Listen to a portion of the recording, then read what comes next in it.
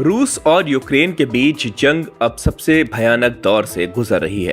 पहले रूसी सेना ने यूक्रेन में रिहायशी इलाकों को ठिकाना नहीं बनाया था, लेकिन अब रूसी मिसाइलें किसी को भी बख्शने के मूड में नहीं है। यूक्रेन की राजधानी कीव रात 11 बजे रूसी मिसाइलों से दहल उठी।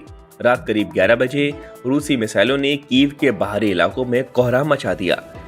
वहां के पावर स्टेशन और रेलवे जंक्शनों को तबाह कर डाला। ये कहर बरपाया रूस की इस्कंदर बैलिस्टिक मिसाइलों ने, जिन्होंने कीव के ऊर्जा इंफ्रास्ट्रक्चर और रेलवे सिस्टम को बुरी तरह उड़ा डाला। रिपोर्ट्स के मुताबिक इस हमले में 4 नागरिकों की मौत हो गई, जबकि दर्जनों घायल हुए। यूक्रेन ने इसे युद्ध अपराध करार देते हुए अंतर्राष्ट्रीय समुदाय से तत्काल हस्तक्षेप की मांग की है। वहीं रूस ने कहा है कि यह हमला केवल सैन्य ठिकानों को निशाना बनाने के लिए किया गया था, लेकिन यूक्रेन ने इस दावे को खारिज करते हुए कहा कि रूस ने जानबूझकर नागरिक क्षेत्रों और इंफ्रास्ट्रक्चर को निशाना बनाया। यूक्रेन ने इस बात के सबूत भी पेश किए हैं कि मिसाइलें और ड्रोन हमले रिहायशी इलाकों, बिजली संयंत्रों और जरूरी सुविधाओं पर हुए हैं। यूक्रेन पर यह हमला इस्कंदर मिसाइलों से किया गया, जो कि 500 किलोमीटर की रेंज रखती हैं। रूसी इस्कंदर मिसाइलें 700 किलोग्राम तक का विस्फोटक ले जाकर तबाही मचा सकती हैं। इन मिसाइलों ने ही कीव शहर के बिजली ग्रिड को चरमरा दिया। कीव के मेयर विटाली क्लिट्स्को ने सोशल मीडिया पर पोस्ट कर बताया, हमारे ऊर्जा तंत्र का 40% हिस्सा नष्ट हो गया। हजारों घरों में बिजली गुल है और अस्पतालों को जनरेटर पर निर्भर होना पड़ रहा। रेलवे सिस्टम भी पूरी तरह प्रभावित हुआ, जहां मुख्य स्टेशन पर पटरी उखड़ गई और कई ट्रेनें रद्द कर दी गई।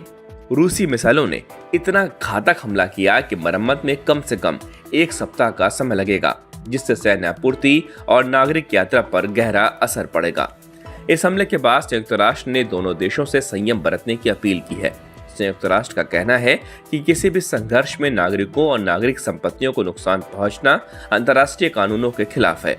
वहीं विशेषज्ञों के अनुसार यह हमला रूस की एक बड़ी रणनीति का हिस्सा है। हर साल सर्दियों के मौसम में रूस कोशिश करता है कि यूक्रेन की ऊर्जा व्यवस्था को कमजोर कर दे, ताकि लोगों को बिजली और हीटिंग जैसी सुविधाओं में दिक्कत हो।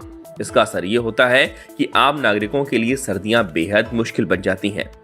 जानकारों का कहना है कि इस बार भी रूस का मकसद यूक्रेन की ठंड को और कठिन बनाना है, जिससे जनता में असंतोष बढ़े और यूक्रेनी सरकार पर दबाव बने।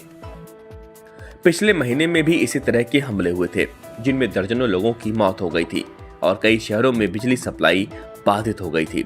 कई इलाकों में घंटों तक अंधेरा रहा और जरूरी सेवाएं ठप पड़ गई।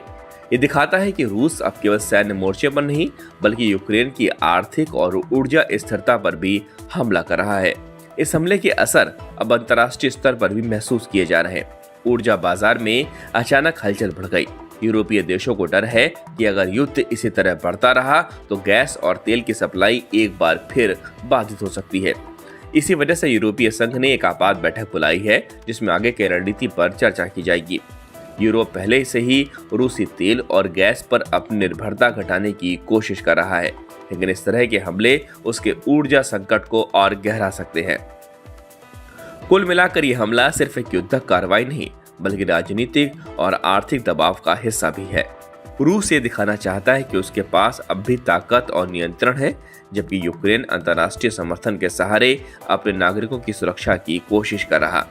आने वाले दिनों में ये देखा जाएगा कि ये घटना युद्ध को और कितना बढ़ाती है और क्या इसके बाद कोई कूटनीतिक रास्ता निकल पाएगा।